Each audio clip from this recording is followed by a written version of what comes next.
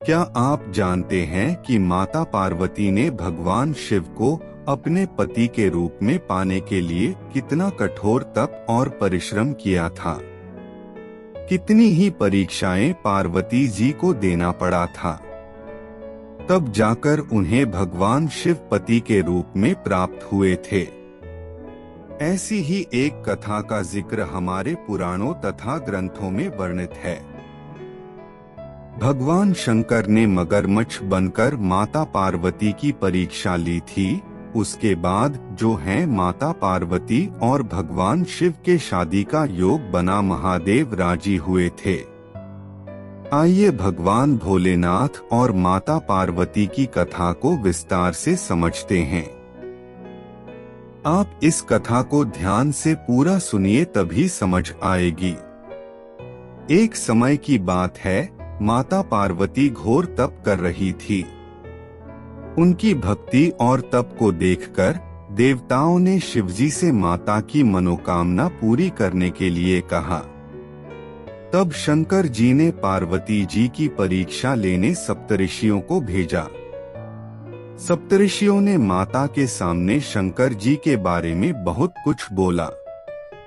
उनके सैकड़ों अवगुण गिनाए, परंतु इन सब बातों का पार्वती जी पर कोई प्रभाव नहीं पड़ा। उन्हें दृढ़ निश्चय और संकल्प के साथ तप जारी रखा। जब इस सब से भी बात नहीं बनी तो भगवान शंकर ने खुद परीक्षा लेने की ठानी। भगवान शंकर प्रकट हुए और माता पार्वती को वरदान दिया। माता पार्वती जहां तप कर रही थी, वही पास के तालाब में एक मगरमच्छ रहता था। अचानक एक बालक खेलते हुए तालाब के पास गया। मगरमच्छ उसे देख खाने के लिए पकड़ लिया। लड़का बचाने के लिए शोर मचा रहा था। जैसे ही माता को लड़के की आवाज सुनाई दी, वह उसकी तरफ भागी। उन्होंने देखा मगरमच्छ लड़के को तालाब के भीतर खींच रहा था। तभी लड़के ने माता पार्वती को देखा और लड़के ने देवी से कहा, मेरी ना तो माँ है, न बाप, न कोई मित्र, माता आप मेरी रक्षा करें। पार्वती जी ने कहा, हे मगरमच्छ, इस लड़के को छोड़ दो। मगरमच्छ ने बोला, दिन के छठे पहर में जो मुझे मिलता है उसे अपना आहार समझकर स्वीकार करना मेरा रोजाना का नियम है। ब्रह्मदेव ने दिन के छठे पहर इस लड़के को भेजा है। मैं इसे क्यों छोड़ूं? पार्वती जी ने विनती की, तुम इसे छोड़ दो। बदले में तुम्हें जो चाहिए खाने के लिए वह मुझसे कहो, मैं लाकर तुम्हें दे दूंगी। मगरमच्छ बोला, एक ही शर्त पर मैं इसे छोड़ सकता हूँ। माता पार्वती ने बोला, तुरंत बताओ क्या शर्त है। मगरमच्छ बोला, आपने तप करके महादेव से जो वरदान लिया है, यदि उस तप का फल मुझे दे दोगी तो मैं इसे छोड़ दूंगा। मगरमच्छ की बातें सुन पार्वती जी तुरंत तैयार हो गईं। उन्होंने कहा, मैं अपने तप का फल तुम्हें देने को तैयार हूँ, लेकिन तुम इस बालक को छोड़ दो।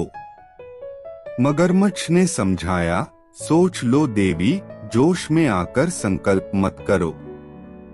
हजारों वर्षों तक जैसा तप किया है वह देवताओं के लिए भी संभव नहीं। उसका सारा फल इस बालक के प्राणों के बदले चला जाएगा। पार्वती जी ने कहा, मेरा निश्चय पक्का है, मैं तुम्हें अपने तप का फल देती हूँ, तुम इसका जीवन दे दो। मगरमच्छ ने माता पार्वती जी से तपदान करने का संकल्प करवाया। तप का दान होते ही मगरमच्छ का शरीर तेज से चमकने लगा। मगरमच्छ मानो खुशी से कूदने लगा। फिर मगरमच्छ बोला, हे पार्वती जी, देखो तप के प्रभाव से मैं तेजस्वी बन गया हूँ। तुमने जीवन भर की पूंजी एक बच्चे के लिए व्यर्थ कर दी। चाहो तो अपनी भूल सुधारने का एक आखिरी मौका और दे सकता हूँ। मगरमच्छ की बातें सुन पार्वती जी ने कहा, हे मगरमच्छ, तब तो मैं पुनः कर सकती हूँ, किंतु यदि तुम इस लड़के को निगल जाते तो क्या इसका प्राण और जीवन वापस मिल जाता? मगरमच्छ चुप हो गया, और जब मगरमच्छ की बात नहीं बनी तो देखते ही देखते मगरमच्छ लुप्त हो गया। अचानक लड़का भी गायब हो गया। यह सब देख पार्वती जी सोच में पड़ गई, और पार्वती जी ने पुनः विचार किया कि मैंने तो तप को दान कर दिया है, अब पुनः तप आरंभ करती हूँ। माता पार्वती ने फिर से तप करने का संकल्प लिया। यह देख भगवान शिव फिर से प्रकट हुए, और उन्होंने पूछा कि देवी, अब आप क्या कर रही हैं?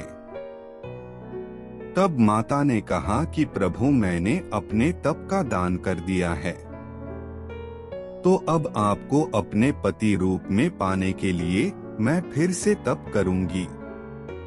पार्वती की बातें सुन महादेव भी चिंतित हो गए और पार्वती से कहा, देवी, वह बालक और मगरमच्छ के रूप में मैं ही था। आपने अपने तप का दान मुझे ही दिया है। मैं तो बस तुम्हारी परीक्षा ले रहा था कि तुम्हारा चित्त प्राणी मात्र में सुख दुख का अनुभव करता है या नहीं। इसलिए अभी तुम्हें पुनः तप करने की आवश्यकता नहीं है। इस प्रकार पार्वती जी परीक्षा में सफल हुई, फिर जाकर महादेव जी को पति के रूप में प्राप्त किया।